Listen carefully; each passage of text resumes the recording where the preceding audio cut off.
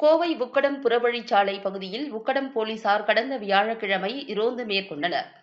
அப்போது அண்ணாநகர் முதல் வீதி பகுதியில் சந்தேகப்படும்படி நின்றிருந்த ஒருவரை பிடித்து விசாரணை மேற்கொண்டனர். அதில் அவர் கஞ்சா மற்றும் போதை மாத்திரைகள் விற்பது தெரியவந்தது. இதைத் தொடர்ந்து கஞ்சா விற்ற கோட்டைமேடு பகுதியைச் சேர்ந்த முகமது ஃபரூக் என்பவரை போலீசார் கைது செய்தனர். பின்னர் அவரிடமிருந்து 1 கிலோ 200 கிராம் கஞ்சா, 70 போதை மாத்திரைகள், ஒரு கைபேசி, பணம் ரூபாய் 3250 பறிமுதல் செய்யப்பட்டது. இதேபோல கோவை கவுண்டம்பாளையத்தில் உள்ள தனியார் மருத்துவமனையில் மருந்து விற்பனை பொறுப்பாளராக பணியாற்றும் சதீஷ்குமார் வடவள்ளி பகுதியைச் சேர்ந்த இமானுவேல் அலெக்ஸுக்கு ரூபாய் 6 லட்சம் கடனாக கொடுத்திருந்தார். அந்த பணத்தை திருப்பிக் கொடுக்காததால் இமானுவேல் அலெக்ஸ் சதீஷ்குமாருக்கு ஒரு காரை அளித்தார். அந்த காரை சதீஷ்குமாரின் நண்பர் பயன்படுத்தி வந்தார்.